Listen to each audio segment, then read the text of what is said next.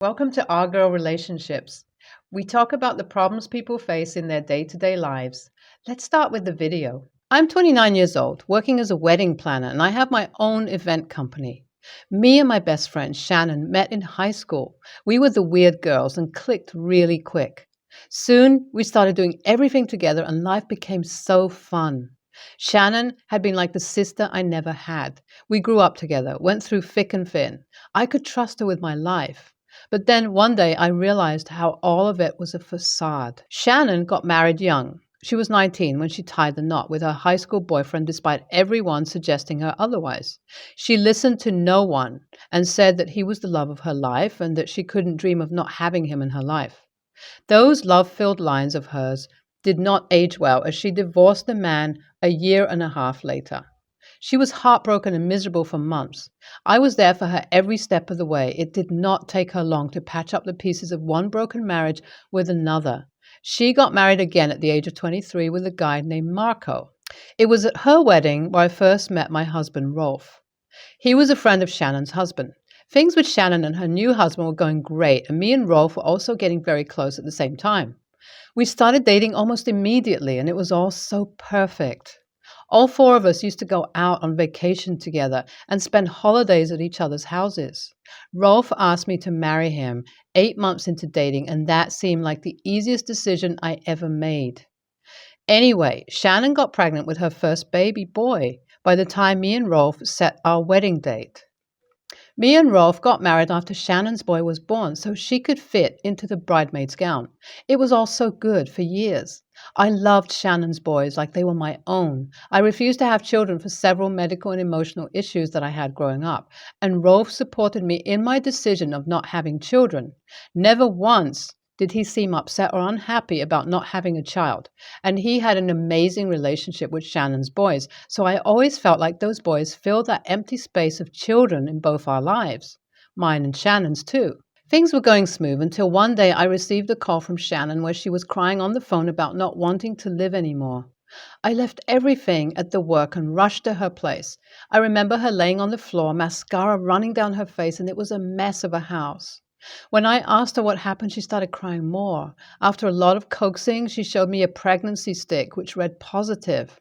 It was her third child. I was filled with joy at the sight of it and hugged her tightly. I asked her why she's crying over it. It's great news, and we'll hold a party for her later. That's when she told me why she was being such a mess on the floor. She told me Derek, her husband, left, that they had been having fights over everything for the past few months, and now he's packed his bags and left. He told her that he will send divorce papers and allowance for the kids, but he cannot be with her anymore. It broke my heart looking at her like that, thinking how hard must it be for her to be going through it again and her kids.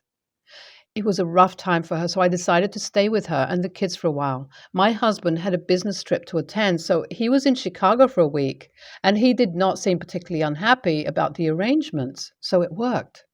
I asked Shannon so many times why Derek suddenly decided to end the marriage. It was so abrupt. I mean, I've known Shannon for half my life, and she and Derek seemed very happy together. She always told me things like he started to have problems with her and he did not like her around, that he even started sleeping in the guest bedroom just to be away from her. I felt rage starting to build inside me. How dare he treat her so poorly and not even tell her why? So when the divorce papers were mailed, I called my husband last night and asked him to get to talk to Derek about it. It is so not okay for him to do this with Shannon, with her current condition. She's expecting another baby. He should at least think about that. Rolf told me that he's meeting Derek as soon as he gets back from his trip to Chicago. I hope he talks some sense into his best buddy. I simply cannot see Shannon like this. I cannot believe what my best friend Shannon did to me. I loved her all these years, stayed with her at her worst, and she repaid me by cheating with my husband. After I asked Rolf to talk to Derek about all the divorce things, and he said he would, I believed him, which I defiantly should not have.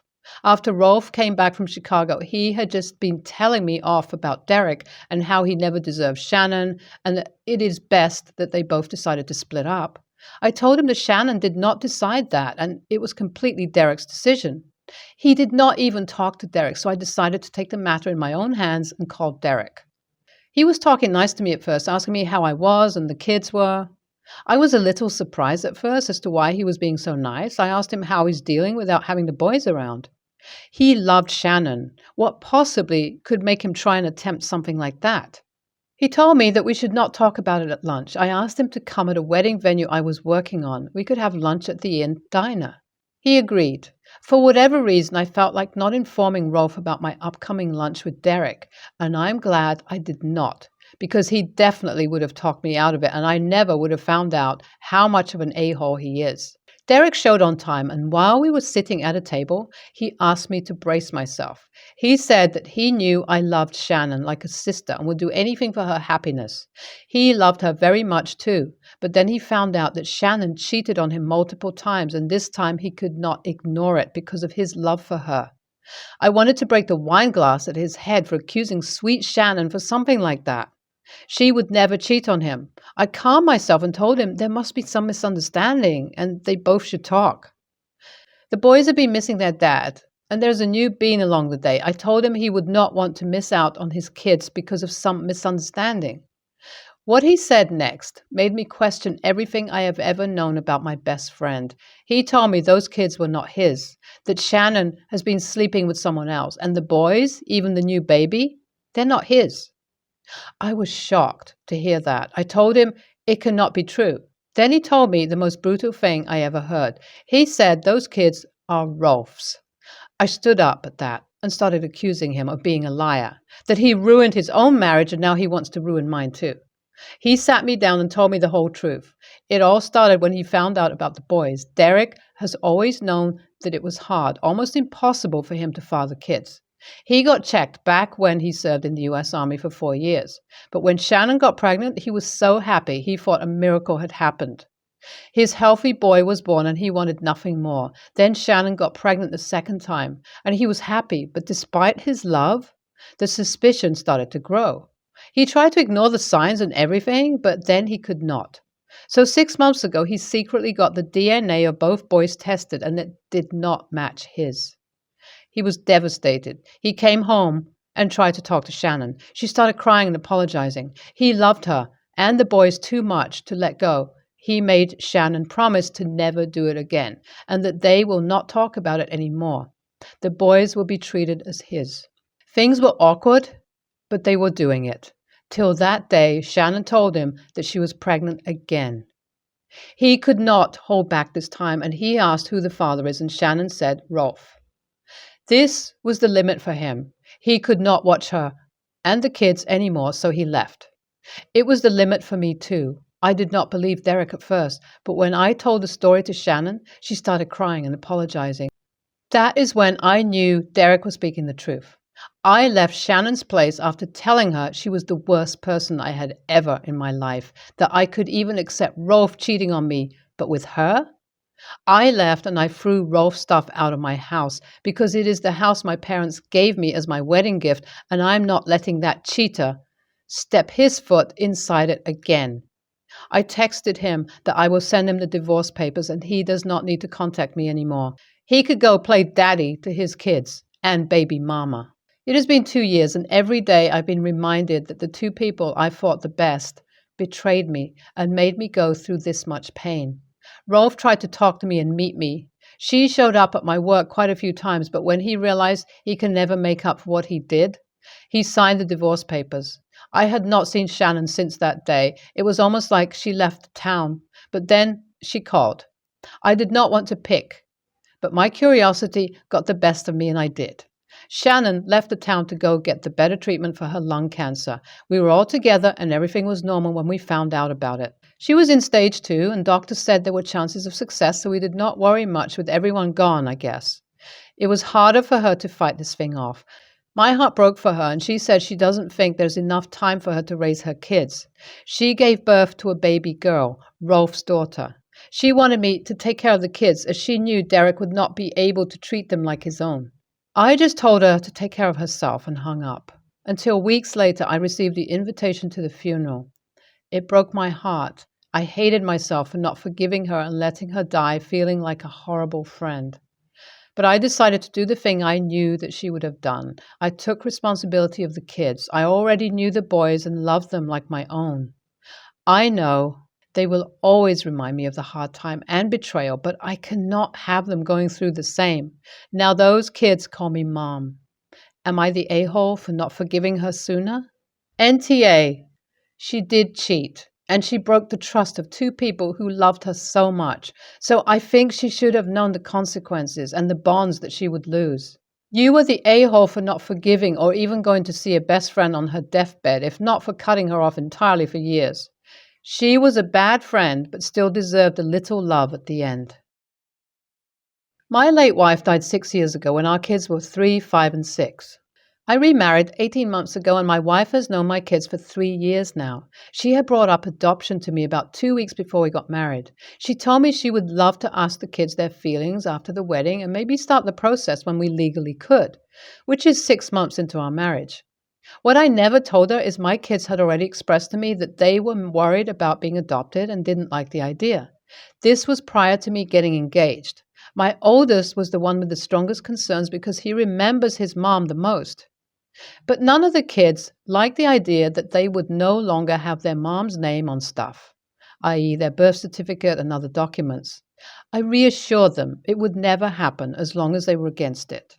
Honestly, I know my late wife would have wanted them to be loved, but would also have hoped for an adoption not to take place. She herself struggled with her father being erased by the time she was 2. He died before she was born, and when her mother chose to remarry, they chose to act like she was her stepfather's, who adopted her, biological child. She only learned the truth as an adult, and I know it terrified her while she was sick that she would be replaced, especially when our youngest baby was too young to remember anything about her. I ended up telling my wife no, and we discussed it for a while, actually. She was upset but didn't push it. Then a few weeks ago, her parents asked us about her adopting the kids. They said we all appeared to get along really well and how sweet of a gift it would be to her and the kids. I said it wasn't something we were going to do. They ended up asking the kids afterward, and my youngest was the one who said they didn't want to be adopted, and I knew, which then got back to my wife. She was pissed. I never told her. She said she was never given a chance to see if we could figure out a way to do it that would make them happy. I said I didn't see any reason to talk them around, that they are allowed to feel that way. Her thinking we could convince them is part of the reason I never told her. I never wanted it to be something that needed fixing because there's nothing wrong with how they feel. I also figured it would hurt less. That coming from me at least, we could have an adult conversation about it, but she could feel like the kids were rejecting her. Her family said I should have told her, and we should have worked on a solution with the kids together. I said no solution was needed. AITA? NTA for supporting your kids' choice. This is an extremely sensitive matter, and pushing them to change their minds, like your wife and her family want, is plain wrong. I mean, nothing is fixed in time, and maybe in the future your kids will change their mind on their free will. Or maybe they will not. This doesn't mean that they couldn't have a good relationship with their stepmom. The only mistake you did was not to explain the real reason to your wife because you wanted to avoid an unpleasant discussion. You just had to stand your ground. My kids said no, end of it. But a marriage is full of unpleasant discussion. Going behind your partner's back or omit important facts is never a solution. NTA at all, but they are if they push for it. She should be happy that everyone gets along without feeling the need to adopt them and try to replace their mother. Sadly, their mother won't be a part of their life, and they probably want to treasure her memory. So my sister-in-law is currently living with me and my mother. I am staying at my mom's at the moment because it's a summer break and I'm working at her small business. Sister-in-law and his son, my nephew and godson, are living with us too because they and my brother were living 6 years in another country and just now moved back in. So they don't have a place of their own yet. My brother is working his last months in another country. My nephew is 2 and I love him very much, but I really don't like kids in general, especially toddlers. OFC, I'm never rude or mean to any kid and I try to be nice and caring as good as I can. However, I'm an introvert, and after a long day working with customers, I really need some time alone, in quiet. It's also my summer break, and I had very hard and stressful year in my uni. Like really, I have never been this burnt out mentally. So I need this break to relax because the next year is going to be even harder. To the issue. I try to help my sister-in-law as much as I can with my nephew. I play with him, feed, bath, clean, and watch him every day. And if she asks me to watch him for 2, 3 hours so she can go to the store or for a bike ride, I always say yes. However, lately I have been really tired and wanting some alone time so I can do some projects of my own. But I can do it with my nephew running around. He's very needy and a little spoiled. So my sister in law got used to my presence and sometimes just leaves without telling me or asking if I can babysit him. She is gone sometimes for 4 hours. After a while, I try to gently tell her to stop doing that and that she can't just leave me with her child. She got upset with me, telling me that she is very tired as well and she wants a break. The next day, she left again, and I was alone with him for 3 hours, and I missed a movie with my friends. I was so upset and angry. The next day, I had the day off my work, and I stayed the whole day in my room painting and reading. When I got downstairs to get something to eat, my sister-in-law told me that she is leaving to see her friends. I said no, and that I can't watch her son today. She got upset and tried to guilt trip me, but I stood my ground. She got angry and I told her that he is not my child and I'm tired of watching him and that I don't want to watch him today or tomorrow or the day after that. We argued and I ended up leaving the house and went to my friends. My mother and my other sister heard about our argument and said that IATA. Because as a godmother, I have more responsibility to watch and raise my nephew. Then I told them that I refuse my title as a godmother if that's the case, and now everyone is even more mad at me. So, AITA? My brother called me and apologized for sister-in-law and said that he will talk to her. I just got home and my mom also apologized and said that it isn't right to put so much pressure on me. She also thanked me for all the help and work that I've been doing around the house and at work. It felt nice. Sister-in-law is not talking to me. NTA, not your kid, not your responsibility. Godmother or not, she has been taking advantage of you. Your priority right now is getting through uni. She can take her kid with her to the friend's house. I'd question that a bit more. I seriously doubt that she dumps the baby on your brother to go out that much. What does he say about all this?